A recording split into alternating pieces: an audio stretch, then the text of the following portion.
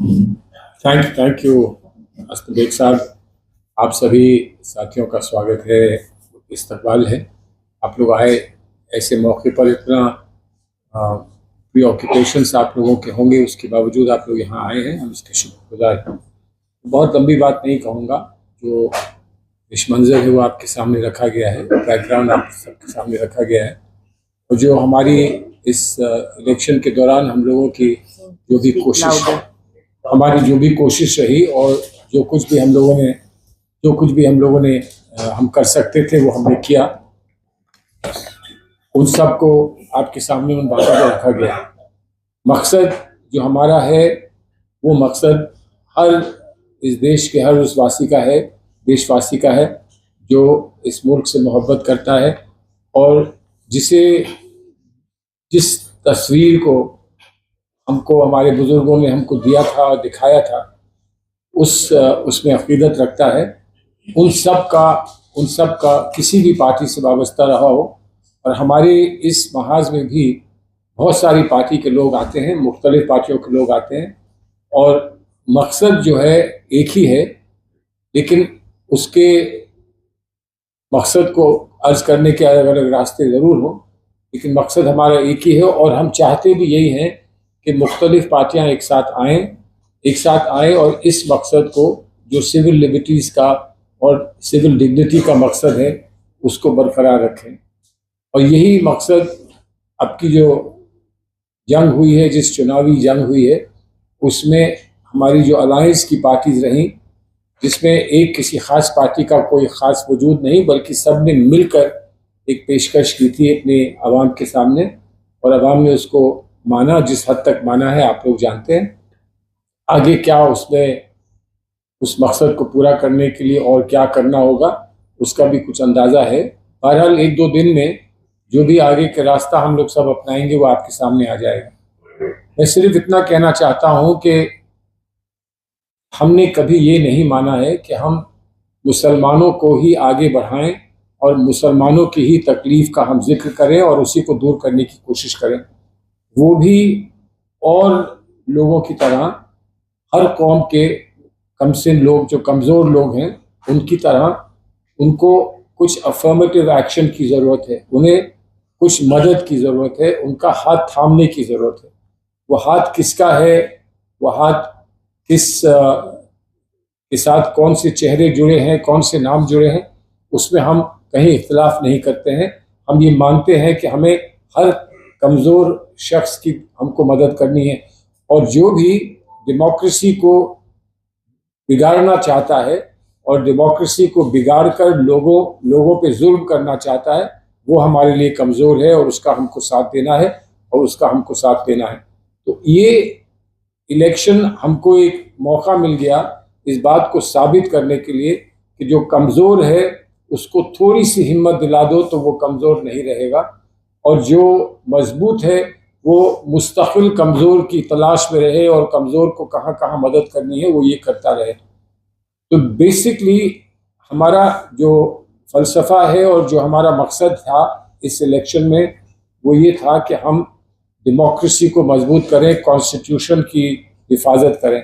और कॉन्स्टिट्यूशन की हिफाजत में सब कुछ आ जाता है, सभी कुछ आ जाता है, और उस हिफाजत में हम किस हद तक कामयाब हुए हैं वो आज आपके सामने है। लेकिन लड़ाई ना यहाँ ख़त्म हुई है, ना यहाँ पर लड़ाई का कोई अंजाम ही दिख रहा है। हमें इस लड़ाई को और आगे ले जाना होगा। थोड़ी सी हिम्मत अफजाई हमारी यकीनन हुई है कि जो रोज़मर्रा की बातें नागवार हो रही थी, उन पर उम्मीद यह है कि रोक लगेगी। तो हम तो यही उम्मीद करते हैं हिंदुस्तान के वज़ीर आज़म से, अगर वो फिर से वज़ीर आज़म बनते हैं, कोशिश है चारों तरफ से कि एक पार्टी या दूसरी पार्टी या चार पार्टियां या पांच पार्टियां मिलकर हुकूमत बनाए, जो भी हुकूमत बनाए, हम उनसे ये तवक्को करते हैं कि अगर वही हुकूमत है जो पहले रही है, तो वो कम से कम इस बात का ध्यान रखें और इस बात पर थोड़ी सी तवज्जो दें कि उनको अगर ये पैगाम दिया है हिंदुस्तान की आवाम ने कि आप एक बार फिर आइए और हुकूमत करिए, तो हिंदुस्तान की आवाम ने ये भी उनको पैगाम दिया है कि आपकी बहुत सारी बातें हमको नागवार गुजरी हैं, इसीलिए हमने आप पर थोड़ी सी पाबंदी लगाने की कोशिश की है। और इसका अगर आप अंदाज़ा हो जाए और इसको आप अगर ठीक कर दें तो आपका जो मुस्तकबिल है वो बेहतर हो सकता है। समझने वाले समझ जाएं, जो ना समझे वो अनाड़ी हैं। वही आज मसला है। अब देखते हैं कि अनाड़ी अनाड़ी रहता है कि अनाड़ी कुछ अपने आप में तरमीम करता है, अपने आप को बेहतरी की तरफ ले जाता है। लेकिन हमारा मकसद, कौन भी प्राइम मिनिस्टर रहे, कोई भी सरकार बने, हमारा मकसद जो है उस पर हम पाबंद हैं। और वो मकसद है कि हिंदुस्तान की डेमोक्रेसी में हिंदुस्तान के हर शहरी का हम इतना इतना वजूद दिखा दें दुनिया को कि वो ये मान जाए कि हमारी डेमोक्रेसी अब सही उस पर रास्ते पर आ पहुंची है। बहुत कोशिश हुई डेमोक्रेसी को रास्ते से हटाने की, डेमोक्रेसी नहीं हटी, ना हटेगी, ऐसा हमारा यकीन है, ऐसा हमारा विश्वास है। और इसको लेकर हम आपके सामने आए हैं। अब ज़्यादा बात इसलिए नहीं करेंगे कि आप लोग के दिल में बहुत सारे सवाल होंगे, बहुत सारे आपके क्वेश्चंस होंगे, उनका हम जवाब दे दें। जिससे आप चाहते हैं कि आप सवाल पूछें उनसे आप पूछ लीजिए, हम लोग सीधे उसका जवाब देने की कोशिश करें। जी, ये जो आपने अभी बताया है वो तो ठीक है। 62 करोड़ लोगों ने वोट किए, जो इलेक्शन कमीशन बताया, उसमें वुमेन वोटर्स 37 करोड़। फिर भी बीजेपी को 240 कैसे मिल जाता है, मेरे को यही समझ में नहीं आता। जो आप शायद मैडम भी बोल रहे हैं, जो यूपी में मुस्लिम वोट किए, मुस्लिम कम्युनिटी वोट किए, तो 240 वोट का अभी तक भी मेरे को समझ में नहीं, क्योंकि मैंने बहुत कोशिश की थी इसको निकालने के लिए। 240 सीट मिला है, अगर ना मिलता तो बड़ा मुश्किल हो जाता। क्वेश्चन ये है कि जो अलायंस, इंडिया अलायंस को भी मतलब वोट ज्यादा नहीं, 100 सीटों में कांग्रेस नहीं पड़ते। तो यहाँ पे तो फर्क ये है ना कि जो वोट पैटर्न कैसे हुए कि जो 62 करोड़ लोगों ने वोट किए उसमें 37 करोड़ लोग वुमेन, तो मुस्लिम वोटर्स कहाँ चले? नहीं तो 37 मुस्लिम भी तो हो सकते हैं, औरतें मुस्लिम भी तो होती हैं। देखिए, जब स्टेटिस्टिक्स में कैटेगरीज बनती हैं, तो जब कैटेगरीज बनती हैं स्टेटिस्टिक्स में, तो आप जो पिक करना चाहते हैं आप वो पिक करते हैं। और इसीलिए हमारी ज़बान में ये है कि गिलास जब भरा होता है पानी से, तो हम ये पूछते हैं कि ये गिलास आधा भरा है कि पूरा भरा है या खाली है, ये हम पूछते हैं ना। और जो गिलास आधा भरा होता है वो आधा खाली भी होता है। तो दिखाने वाला ये भी कह सकता है ये तो खाली है, सारे ये तो सारे गाली है, खाली है, लोग पी चुके हैं इसमें से। और वो ये भी कह सकता है कि भाई हम कितने प्यासे थे, आधे आधे गिलास तो मिल गए, तो कहीं तो कुछ हमको मिला है। तो आज अगर आप जो बात ज़रा इशारा कर रहे हैं, इस इशारे में अगर मोदी जी, उनका बहुत एहतराम करता हूँ, हिंदुस्तान के वज़ीर आज़म हैं, आज तो हैं, बहरहाल कर रहे ना रहें, लेकिन आज है, आज है। इस्तीफा दे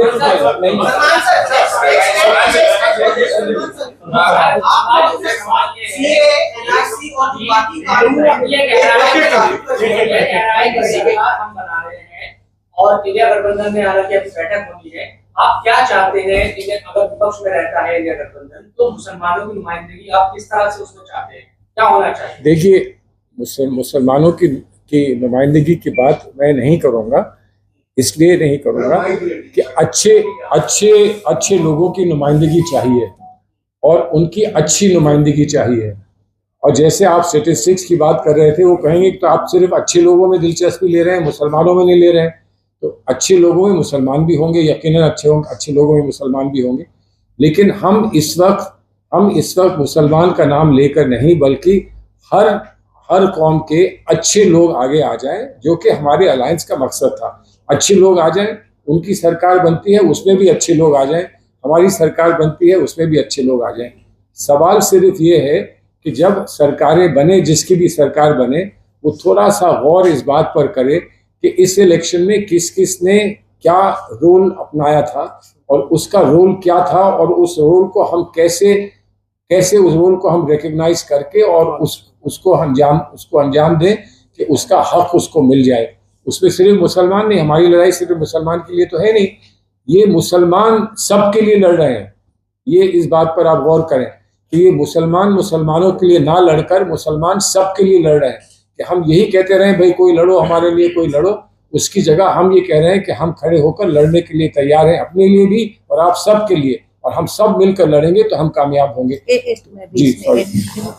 मैं इसमें ये ऐड करना चाहती हूँ कि मुसलमान, जैसे सलमान साहब ने कहा, मुसलमान सबके लिए लड़ रहे हैं, इसलिए महिलाएं जो हैं, खवातीन जो हैं, औरतें जो हैं, वो मर्दों के लिए भी लड़ रही हैं, औरतों के लिए भी लड़ रही हैं।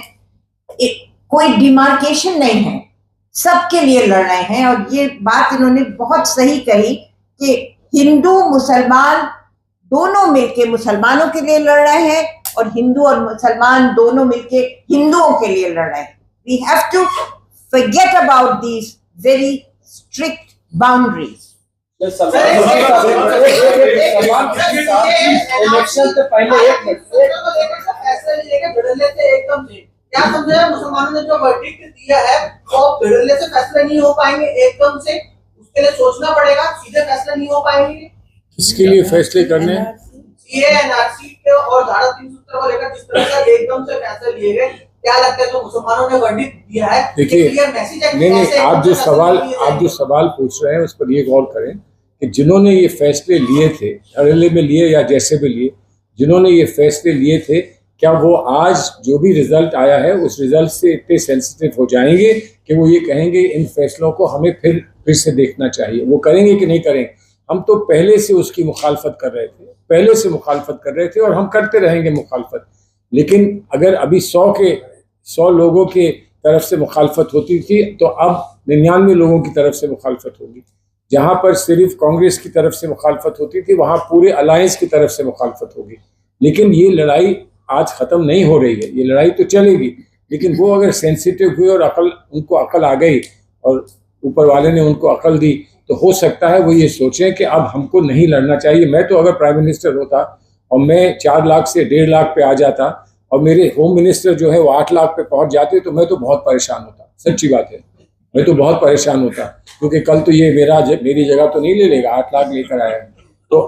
लेकिन अगर उन्होंने ये हिसाब किताब शुरू कर दिया 7 लाख का, 8 लाख का, 6 लाख का, तो हम अपने असम के MP साहब को भी पेश कर देंगे कि जो 10 लाख के हैं तो इन्हीं को आप बना दीजिए, कुछ आपसे ज़्यादा है। ये बात अलग है, हम क्या कर सकते हैं और हमें क्या करना है, हमको इस पर गौर करना होगा। उनको इस इलेक्शन की रिजल्ट को देखकर क्या उनको करना चाहिए ये उनका फैसला है। अब उन्हें कोई समझाएगा, उनको समझ में आ जाएगा तो अच्छा। सलमान साहब, आप इंडिया अलायंस कमेटी के भी सदस्य रहे हैं। इंडिया अलायंस अगर सरकार बनाने के लिए स्टेक क्लेम करता है तो क्या उसमें असदुद्दीन ओवैसी का क्या रोल रहेगा? क्या उनको भी अप्रोच किया जाएगा? वो तो हमारे अलायंस में है नहीं, वो हमारे अलायंस में है नहीं। देखिए, अलायंस में आने के 2 तरीके होते हैं। कोई दरवाजे पर आकर दस्तक दे और हम पूछे कौन है, फिर हम फैसला करें कि उनको घर में आने देना है कि नहीं। और दूसरा ये है कि हम किसी के दरवाजे पे जाएं और दस्तक करें। तो अभी तक तो ये भी फैसला नहीं हुआ कि हम किसके दरवाजे पे जाकर दस्तक करेंगे, अभी ये फैसला नहीं हुआ है। आज 6 बजे हो रहा है, लोग बैठेंगे, बात करेंगे, गुफ्तगू होगी, उसके बाद ये फैसला होगा कि आपको किसी दरवाजे पे जाना है कि नहीं जाना है। ओपन है आप असदुद्दीन ओवैसी के लिए? नहीं, उनको इंडिया अलायंस में अपडेट करना है। इंडिया अलायंस में जो कमेटी थी उस कमेटी को मैंडेट मिलता था इंडिया अलायंस की लीडर से। हमको मैंडेट मिला था किस किस को साथ मिला के चुनाव लड़ाना है। हमको ये नहीं मैंडेट मिला है कि अब आप बैठकर किस किस को लाकर सरकार बनाएंगे, ये मैंडेट हमारा नहीं है, ये मैंडेट कहीं और है। आप जब 6 बजे मीटिंग हो जाए और मीटिंग के बाद कोई जयराम रमेश या कोई आपको आके ब्रीफ करे तो आपको इसी चीज बातों का अंदाजा हो जाएगा। सलमान खुर्शीद साहब, आपने कहा कि पहले भी और अब भी हम मुसलमानों के लिए नहीं बोलते, लेकिन 48 सीटें महाराष्ट्र सिर्फ मुसलमानों के लिए, लेकिन आप देखिए इलेक्शन से पहले भी आप लोग खामोश है। 48 सीटें महाराष्ट्र में किसी एक ने भी मुसलमान को टिकट नहीं दिया। कांग्रेस से खड़गे साहब से जब पूछा गया 50% इस बार कम सीटें उन्होंने उम्मीदवार बनाए, जब कहा गया तो कहा हिकमत अमली है। मतलब सब कुछ जो है बाद में भी आप नहीं बोलेंगे तो बोलेंगे कब? हम बोलेंगे। मैं अपने बारे में बोलूं, मेरा टिकट किसी ने लिया, वो कांग्रेस ने थी जिसने टिकट लिया। आपके बारे में बोलो, नहीं वही कह रहे हैं जी, तो कौन बोलेगा? नहीं, मुझे क्यों नहीं मिला, सबसे पहले मैं जाके पूछूंगा, जब आपको बताऊंगा। तो आप अभी से मुझे कह रहे हैं कि आपको क्यों नहीं मिला। अगर देखिए ऐसा है, मुझे हाँ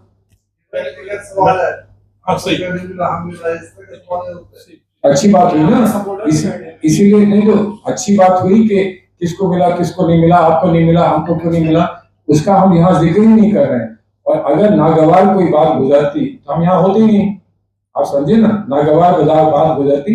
नागवार गुजरना और किसी बात को मान लेना, उसमें दो फर्क है, उसमें फर्क होता है। अभी आगे हमको इस ऑब्जेक्ट के लिए जो हमारा कॉज है उस कॉज को बढ़ाना है। हमको कॉज अपना नहीं बढ़ाना है, बल्कि जो कॉज लेकर आज हम आपके सामने बैठे हैं उस कॉज को बढ़ाना है। तो अगर मुझे नहीं मिला और मैंने नहीं पूछा तो किसी और को नहीं मिला, तो ये मत समझिए कि मैंने नहीं पूछा। हो सकता है कि मैंने अंदर बात की हो, पूछा हो, और आज हम ये चाहते हैं, और इस बात को मैं वाजे कर दूं, आज हम ये चाहते हैं कि हमारी पार्टियां, जितनी पार्टियां हमारी हैं, वो इस बात को आवाम के सामने मान लें, इस बात को वो कबूल करें आवाम के सामने कि बहुत मेजर कंट्रीब्यूशन हिंदुस्तान के मुसलमानों ने, पेट्रियाटिक मुसलमानों ने किया है। आज जो भी अंजाम हमको मिला है वो उनके कंट्रीब्यूशन से भी मिला है, लेकिन उसके साथ दलित समाज ने बहुत बड़ा कंट्रीब्यूशन किया है, उसमें अपर कास्ट ने बहुत बड़ा कंट्रीब्यूशन किया है, उसमें बैकवर्ड कम्युनिटीज ने बहुत बड़ा उसमें कंट्रीब्यूशन किया है। ये सारे कंट्रीब्यूशन अगर हम मान लेंगे और उनको नुमाया करेंगे तो हमारी ताकत और बढ़ेगी, हम और मजबूत होंगे और आगे के इलेक्शन रिजल्ट हमारे इससे भी बेहतर होंगे। मैं आपसे एक बात इनका जवाब दे दूं। देखिए, यही तो इस बार हमारी कम्युनिटी ने मुल्क को देखा है, मुद्दे को देखा है, और उन्होंने अपने कैंडिडेट जहां उनको मिलना चाहिए वो भी नहीं मिला। लेकिन ये कंट्रीब्यूशन हमारी कम्युनिटी का है कि हमने ये सोचा कि पहले संविधान बच जाए तो हमारे हकूक मिल जाएंगे। जब संविधान ही खतरे में है तो हम सीट लेके क्या करेंगे। तो ये कहना कि आपको सीट कम मिली या ज्यादा मिली, ये तो हमारी कम्युनिटी का कंट्रीब्यूशन था, हमारी कम्युनिटी का दरिया दिली थी। हमने इस पे एहतजाज नहीं किया, जिस बात को हमने लिख के भी दिया है आपको, और ये बात सलमान साहब ने भी आपके सामने वाज़ेह कर दी। जी जी जी जी हाँ, ये कांग्रेस का जो नारा था चीन का, जितनी आबादी उतनी भागीदारी, तो अकॉर्डिंग टू दैट आपने दिया क्या? जो भी टिकट चाहे आपके वो जिनको दे रहे हैं आपको हार जाए या उसको कामयाबी मिले, लेकिन आपने ऐसा किया नहीं। वो आपका ये ख्याल होगा। हमने जब ये बैठकर तय किया था कि इसको कहाँ पर टिकट देना है, तो हम मुस्तकिल इस पैमाने को सामने रख रहे थे। क्या हमने ये इतना किया है कि जितनी महिलाओं को मिलना चाहिए, खवातीन को मिलना चाहिए, उन सबको मिल गया कि नहीं मिल गया? जब टिकट सब बच चुके थे, तकरीबन सब बच चुके थे, और तमिलनाडु में 2 सीटें बची थी, तो उस वक्त ये सवाल उठा कि हमने अभी तक किसी खातून को नहीं दिया है, और फौरन उसके बाद हमें 2 सीटें बदलकर और एक लेडी को हमको तमिलनाडु में देना पड़ा।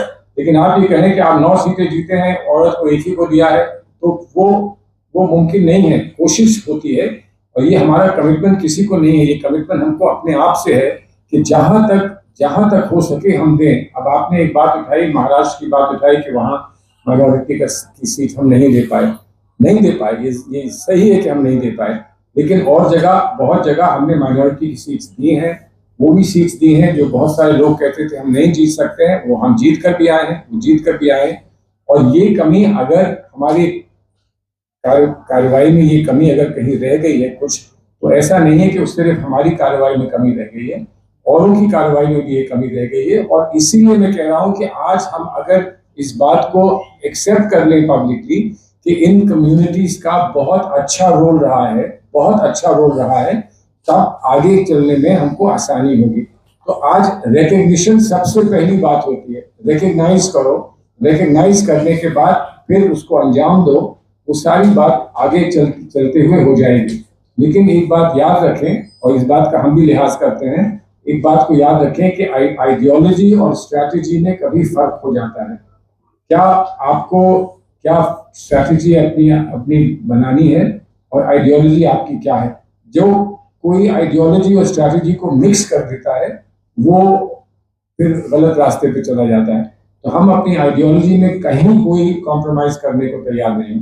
लेकिन मैं ये मानता हूँ कि हिंदुस्तान के बहुत सारी कौमें ऐसी हैं हिंदुस्तान में, इंक्लूडिंग मुस्लिम्स, जिन्होंने इस मुल्क के लिए हमेशा कुर्बानी दी है।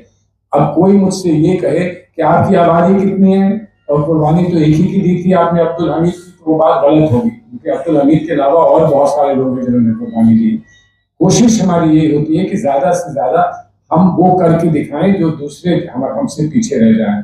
हम कुर्बानी के मामले में भी आगे रहेंगे, हम कामयाबी के मामले में भी आगे रहेंगे, हम कंट्रीब्यूशन के मामले में भी आगे रहेंगे। हमारी सब कौमों का अगर ये अगर एहसास हो जाएगा उनको, तो ये मुल्क कामयाब हो जाएगा और हमारा मकसद इस मुल्क को कामयाब करना। और इसमें बहुत इम्पोर्टेंट बात जो सलमान साहब ने कही है, आइडियोलॉजी एंड स्ट्रैटेजी। आप जाइए मत, ये आपने सवाल पूछा था। I think the important point is ideology and strategy. You can ideologically yes, मगर स्ट्रेटेजिक भी तो होना चाहिए ना। We want to get rid of this man who has been like a murderer of 1000 Muslims in 2002 Gujarat. But he's not biological. That's right.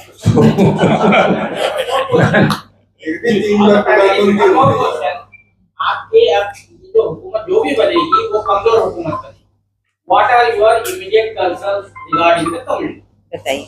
नहीं, देखिए, कमजोर बनेगी कि नहीं बनेगी आज से कहना मुमकिन नहीं है, लेकिन it will be more conversational, क्योंकि उसमें पावर बेसिस कई होंगे, एक नहीं होगा। तो अगर एक पावर बेस आपकी मदद नहीं करता है तो आप दूसरे पावर बेस को पकड़ सकते हैं। और हमारा ये गुड फॉर्चून ये है कि वो पावर बेसिस हैं जो आ रहे हैं, जिनके बारे में आज खबर आ रही है, वो शिफ्टिंग पावर बेसिस हैं। वो अपने इंटरेस्ट को और ओवरऑल इंटरेस्ट को देखकर कभी कभी शिफ्ट कर जाते हैं। तो इसलिए वो एक इंटरनल टेंशन रहेगी, और इंटरनल टेंशन डेमोक्रेसी के लिए अच्छी चीज़ है, अच्छी चीज़ रही है। तो जब तक वो इंटरनल टेंशन रहती है, हम समझते हैं कि हमारे पास कुछ ना कुछ रास्ता हमको मिलता रहेगा। सलमान साहब, मायावती ने तो नाराजगी जाहिर कर दी कि आप मुसलमान को हमने टिकट दिया और वो हमें वोट नहीं दिए, लेकिन जिनको वोट दिया गया उनकी तरफ से नाम देना यानी अक़लियत कहना भी जो है डर लग रहा है। कल हमने प्रेस कॉन्फ्रेंस में अभी मैं तो कह रहा हूँ, और अगर कहीं पर ये नहीं कहा गया है तो हमारे इस प्रेस कॉन्फ्रेंस का ये भी एक मकसद था। मैं पार्टी में भी हूँ, मैं यहाँ भी हूँ, और मैं ये कह रहा हूँ कि हम इस बात को जोड़ें कि, लेकिन मैं ये नहीं चाहता हूँ कि कोई कहे कि सलमान साहब सिर्फ माइनॉरिटी की बात कहकर चले गए। मैं ये कह रहा हूँ कि दलितों ने भी बहुत बड़ा वोट दिया है। मायावती आज अगर मायूस है तो इसलिए मायूस है कि दलितों ने उनको छोड़ दिया, दलितों ने उनको वोट नहीं दिया, इसलिए मायूस है। लेकिन वो बड़ी लीडर है, उनको क्या करना चाहिए वो फैसला करेंगी। मुझे सिर्फ आज मेरा मकसद ये है कि मैं आप लोगों से कह सकूं कि किस किस ने हमको वोट दिया है, हम उनके सबके शुक्रगुजार हैं। और ये हमारा फर्ज बनता है कि जिसने हमको वोट दिया है और जिसने हमारी हिम्मत अफजाई की है, हम उसको रिकग्नाइज करें और फिर उसके एम्बिशंस को, एस्पिरेशंस को हम रिकग्नाइज करते हुए उस पर कुछ करके दिखाएं।